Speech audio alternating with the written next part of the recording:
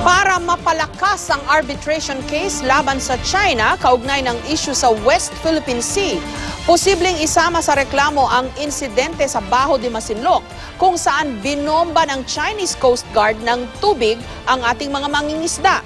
Ayon yan mismo kay Solicitor General Francis Hardelesa, handang-handa na rin ang ating gobyerno sa memorial or written pleading na isusumite nila sa International Tribunal for the Law of the Sea o ITLOS. Live mula sa Quezon City, may report si Rafi Tima. Rafi?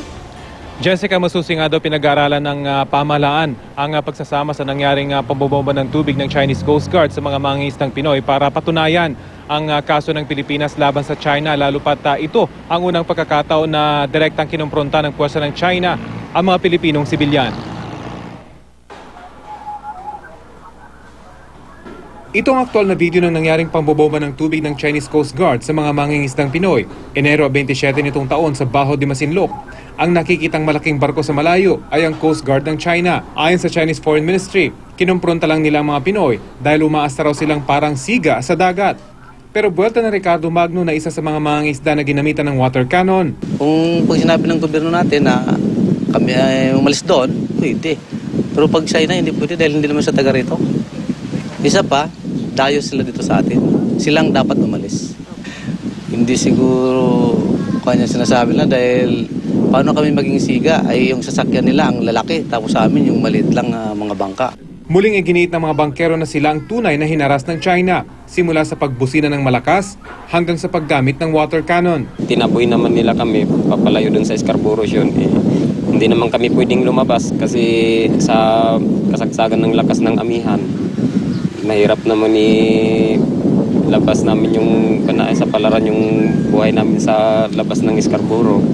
Ang insidenteng ito, posible umanong isama ng Pilipinas para lalong palakasin ang kaso ng bansa laban sa China na nakahain ngayon sa International Tribunal on the Law of the Sea, so ITLOS. Malinaw daw kasi itong paglabag sa nakasaad sa UN Convention on the Law of the Sea, so UNCLOS, na nagsasabing hindi dapat nanghihimasok ang isang bansa sa karagatang nakapaloob sa 200 milyang exclusive economic zone ng kapitbahay na bansa. Ang panatag Siolo, Baho de Masinloc ay 124 na milya lang ang layo mula sa Masinloc sa Zambales at halos 500 milya ang layo mula sa pinakamalapit na isla na pag-aari ng China. It will contain a chapter on the harassment that Filipino seamen, fishermen have received. So it will be a combination of a discussion of facts and law to persuade the tribunal. Sa forum tungkol sa arbitration ng West Philippine Sea dispute sa UP College of Law, ipiniliwanag ni Solicitor General Hardelesa, ang abogado ng gobyerno, kung gaano kalakas ang kaso ng Pilipinas laban sa China. Hindi raw may kakaila ang paglabag ng China sa UNCLOS nang ilabas nito ang kontrobersyal na 9-dash line boundary. Kung paniniwalaan ang claim ng China, lahat ng pinag-aagawang isla sa West Philippine Sea sa kanila, kabilang na ang mga nasa loob ng 200-mile exclusive economic zone ng Pilipinas. All of the actions and all of the claims of China are not consistent with UNCLOS, and therefore they are invalid. And where else can you go to have this statement is in a court of law. So we hope to win, and we hope to win big.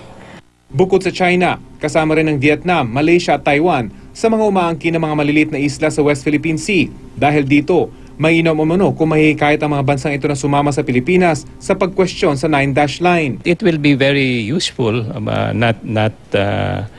it will not be fatal if they're not there, but it will be useful, to have friends joining our case. Sa March 30 na ang deadline para magsumite ang Pilipinas at China ng kani-kanilang memorial o written pleading sa International Tribunal. Pagkatapos nito, posibleng magkaroon ng mga oral arguments at rebuttals, maging ng ocular inspection sa lugar na sakop ng kaso. Pero ang China, una na nagsabing hindi sila sasali sa pagdinig na ito dahil hindi raw sakop ng ITLOS ang issue. Walang malinaw na pahayag noon si United Nations Secretary General Ban Ki-moon kung kaya ba nilang utusan ng China na makibahagi sa arbitration case. Will the UN help bring China to the negotiating table? Because the Philippine government has already gone to the UN for arbitration, but China refuses to be under that arbitration as well. When this has been brought to the tribunal under the